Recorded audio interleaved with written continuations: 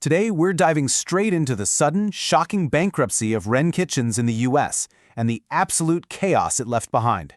We are talking about a major retailer with a massive strategic partnership that seemingly just vanished overnight.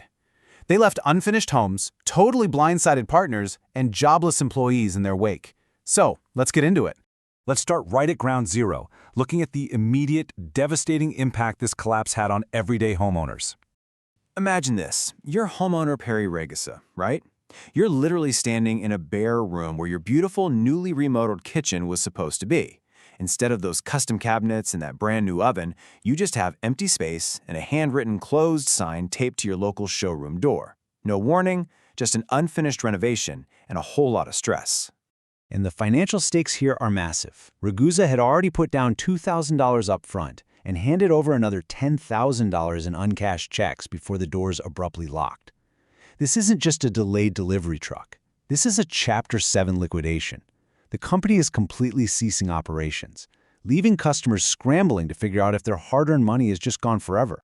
You know, you really can't blame customers like Melissa Deffelson for wanting some accountability.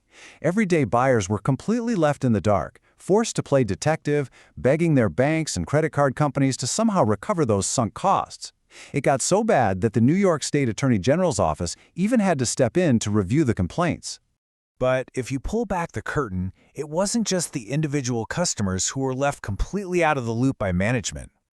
Just look at how wildly fast this all unraveled. Back in 2024, Wren Kitchens launched this incredibly ambitious strategic partnership, setting up Wren Kitchen studios directly inside Home Depot stores. It was a massive expansion effort.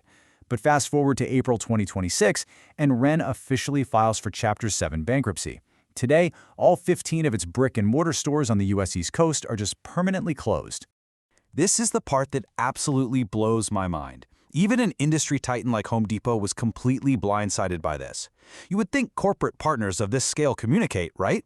Well, apparently not here. Home Depot actually released a statement saying they had zero previous notice of Wren's intent to close. They found out about the end of operations, including the closure of showrooms inside their own stores, at the exact same time as the general public. And according to their Delaware bankruptcy petition, Wren listed a staggering amount of assets, somewhere between $100 million and $500 million. I mean, that massive figure just deepens the whole mystery, doesn't it? How does a company sitting on that level of assets liquidate so incredibly fast without giving a heads up to their primary strategic partner or their customers? So how did this sudden shockwave hit internal operations? Let's look at the people actually working the showroom floors.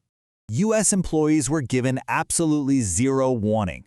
Picture logging into a totally normal routine Zoom call with UK management only to be told out of nowhere that your showroom is closing immediately and your job is gone. They received their final paychecks, sure, but they were left totally stranded with no severance and no continuation of benefits. And this reveals a glaring management failure. Anthony Trozzo, a former designer for them, talked about this hyper-aggressive sales culture that leadership pushed right up until the bitter end. They were demanding that staff push for sales and take customer deposits when the company was clearly teetering on the brink of total collapse. Now, because management handled this so abruptly, we've got to talk about the WARN Act. This is a super crucial piece of federal legislation designed specifically to protect workers in situations like this. It legally requires employers with 100 or more full-time employees to provide a 60-day advance notice before conducting any mass layoffs. Is a pretty stark contrast, right? 60 days of required legal notice versus, boom, an immediate, devastating termination via a simple Zoom call. This reality is exactly why a proposed class action complaint has now been filed against Wren US Holdings, alleging some very clear violations of the WARN Act. Okay, so we've seen the chaos, but what actually triggered this? We need to zoom out a bit to figure out the why. Because Wren didn't operate in a vacuum. Right now, the broader home improvement industry is fighting some severe macroeconomic headwinds. We're seeing a major, ongoing housing slump paired with really reluctant consumer spending. In this kind of uncertain economy, everyday people just aren't eager to drop tens of thousands of dollars on massive discretionary projects like a custom kitchen remodel. To put into perspective just how rough this slump is, even the undisputed heavyweight champion of the industry, the Home Depot, took a hit, seeing a 3.8% drop in fourth quarter sales. If the absolute titan of home improvement is feeling the squeeze and experiencing sales declines, it just proves that no one is immune. It set a really grim stage for a smaller player like Wren that was trying to expand. And the fallout isn't just hitting the corporate giants either. Legacy mom-and-pop hardware stores are literally being wiped off the map. Central Center Hardware in Ohio, closing after 49 years. Miller's Hardware in Florida, shutting down after 80 years and 3 generations of family ownership. The entire retail landscape is just growing incredibly hostile for businesses of all sizes.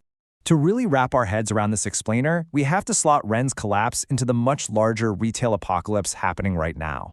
Wren Kitchens is literally just the newest name on a really long, sobering list of iconic brands collapsing, restructuring, or filing for bankruptcy over the last year.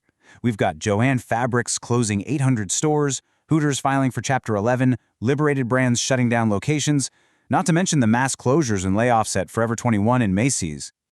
The big takeaway here? We are in a post-COVID landscape defined by intense competition and a fatal failure to adapt.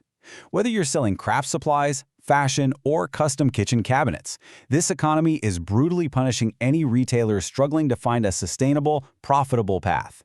Wren Kitchens' ultimate management failure was trying to aggressively expand their footprint in an environment that was actively shrinking. The cautionary tale of Wren Kitchens is ultimately one of shattered dreams, blindsided partners, and the devastating human toll of abrupt layoffs. And it leaves us with one massive, lingering question. In this incredibly fragile retail market, with consumer spending tightening by the day, who will be the next household name to lock their doors without a single word of warning? Thanks for joining me for this explainer, and definitely keep your eyes on this shifting landscape.